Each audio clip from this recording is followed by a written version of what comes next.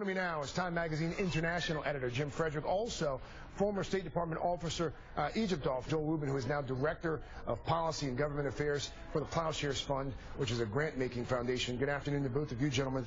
Good afternoon. Jim, I want to start with you, and I want to pick up where Mick left off and where Richard Engel left off as well. This idea that this was somehow some sort of spontaneous eruption of violence. Right. As we learn more, that appears to be something that's not the case, that perhaps this was something that had been staged. Why is that significant? Well, I think we should look at what we call the outrage industry and really cast a skeptical eye on this notion of how often any of these protests are actually all that spontaneous.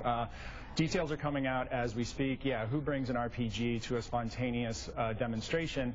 Yet, on the other hand, there's an ecosystem of imams, blog spheres, groups that are looking for any opportunity to pick up some sort of outrage and then send almost foot soldiers into the streets to protest these kinds of things. So the notion that Muslims are just more prone to spontaneous eruptions of Right. demonstrations is I think we should cast a skeptical eye on that.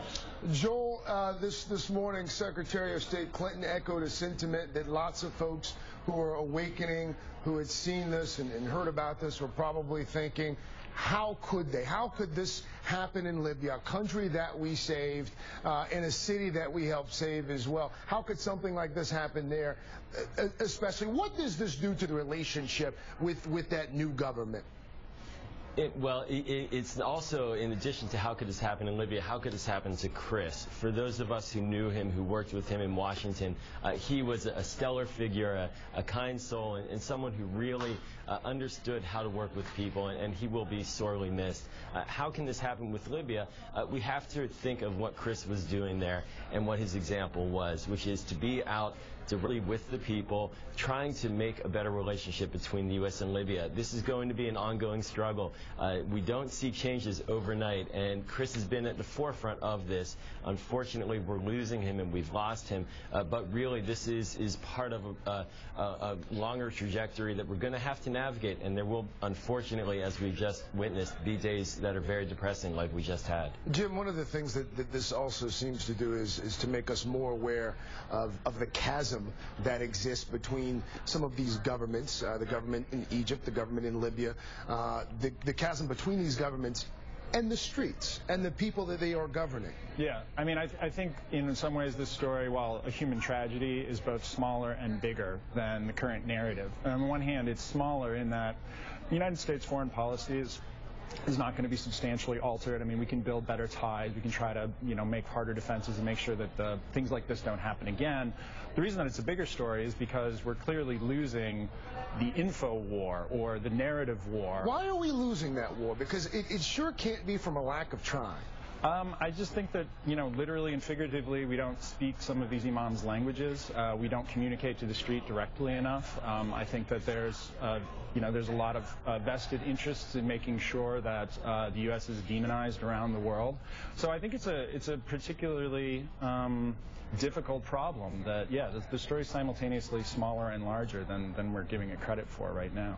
Joel, what's the likelihood that we are going to see more acts of violence like this in that region over the next few months? Well, violence will come and go, and my hope is that there will be a clear investigation by the Libyan authorities and the Egyptian authorities to uncover this and to deal directly, as President Obama said. But this points to the bigger picture, as Jim pointed out, which is there's a large battle at way for changing the relationship between the United States and the Arab world. We're just coming out of a decade of warfare.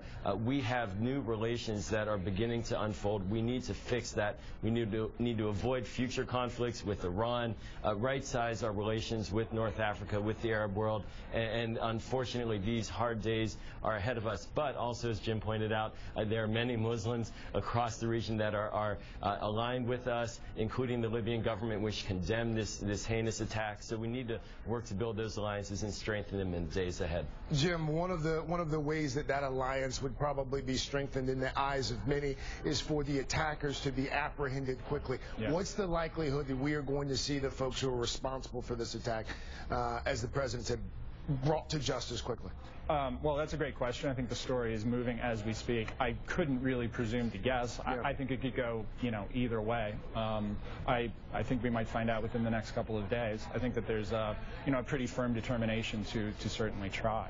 Okay. Time Magazine's Jim Frederick. Always a pleasure, sir. Do appreciate your time. Joel Rubin down there in D.C. Joel, thanks to you.